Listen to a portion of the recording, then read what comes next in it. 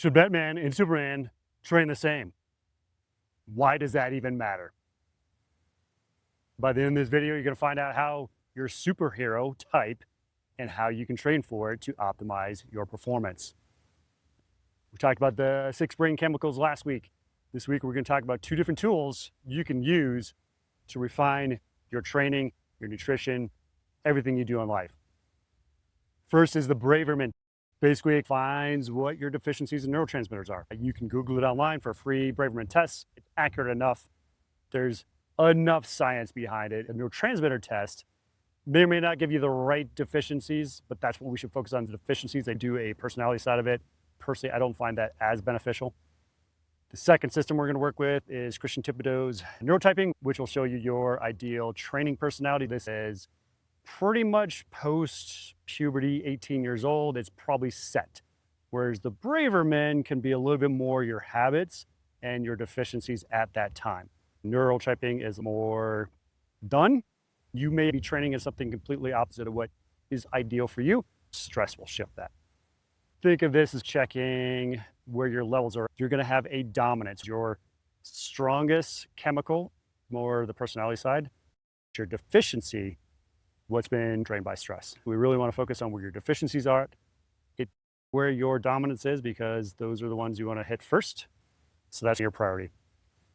If your deficiencies and dominance don't quite match up, things you want to hit first is dopamine. Get the drive energy back, which will help you do things. And then you can focus on acetylcholine, which will help you with focus, learning, and clarity.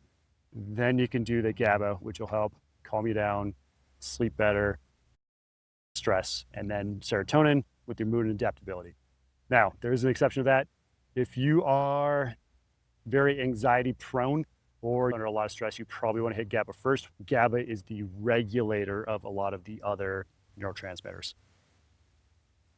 All right, so where does superhero training come in? This is where it gets fun. There are 5 neurotypes based on Christian Tippo's work, which was based on both of his parents, I believe, were psychiatrists, if I remember right. Christian took a lot of that addiction research and tested with a bunch of athletes and found out that they were dominant in a neurotransmitter, which to drive how they trained their entire life. Let's start off with 1A. This is the Renegade. Think of Deadpool, Thor. They're bold, explosive.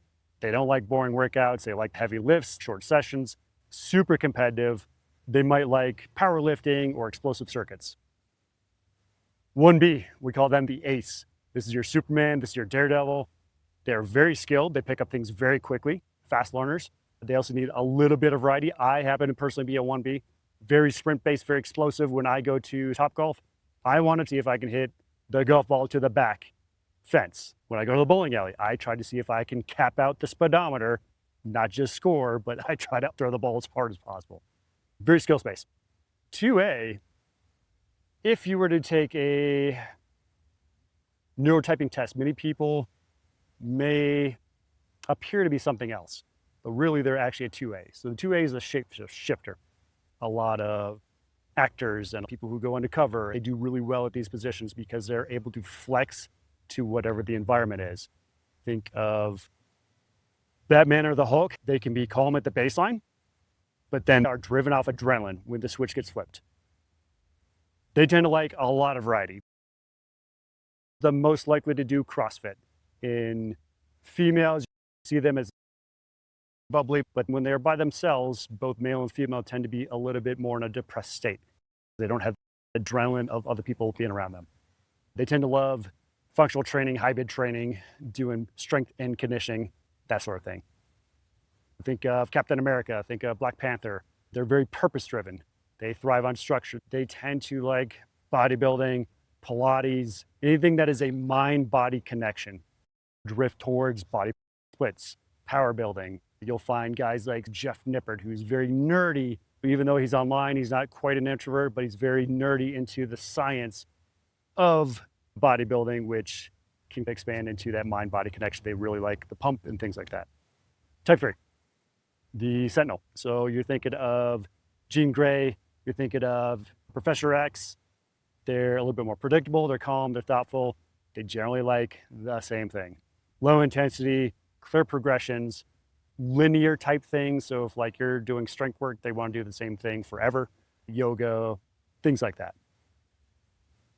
Chronic stress can actually take you from, let's say, a 1B and make you appear to be a 2B. That stress will want you to do something that makes your body feel more comfortable. It shifts down the line. If you think of 2B really liking that mind-body connection, a 1B could also feel very comfortable and less stressed in that type of training. So over time, you may find yourself like, doesn't quite fit right. But if you go back to, say, 1B type training, as long as you don't break yourself, you can be like, man, I feel amazing. This feels like I did when I was a kid. If you can remember what you liked as a kid, chances are that is probably closer to your personality. Me in grade school, sprinting events, I always won every sprint. I just did a lot of sprint and power and explosive and jump and all that. Wasn't so good at the endurance stuff, but I really liked explosive, dynamic things. And once I started training like that, I felt so much better. All right, action steps. Go online, take the Braverman test, find your deficiencies. Once you found those deficiencies, there's generally a simple supplement plan. I recommend natural stacks go into priority, dopamine first, unless you happen to be under heavy stress. In case I would probably do GABA first.